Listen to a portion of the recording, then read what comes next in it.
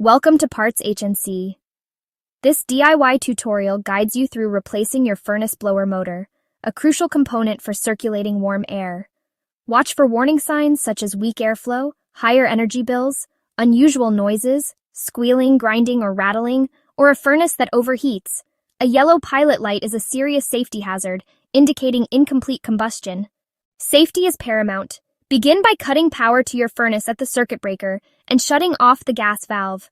Locate and remove the blower cover panel, typically at the bottom of the furnace. Carefully unscrew the entire blower assembly.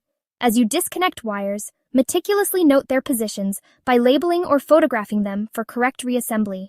Loosen the set screw, securing the blower wheel to the motor shaft. Finally, disconnect the ground wire and remove the motor's mounting screws.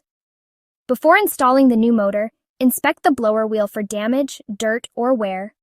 If the blower wheel contributes to the noise, consider replacing it as well.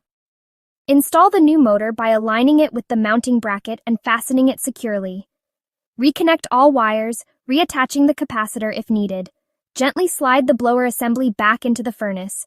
Reattach the control board and then the blower cover, aligning it correctly to avoid triggering safety switches. Once reassembled, restore power and gas, then test the unit. While this process is generally straightforward for those with basic DIY skills, prioritize safety. If you encounter difficulties, feel unsure, or have concerns, consult a professional HVAC technician. For a more detailed guide, visit our blog, Replacing Furnace Blower Motors, DIY Tutorial, on the website. Visit PartsHnC for all your furnace replacement parts with the best prices and fast shipping.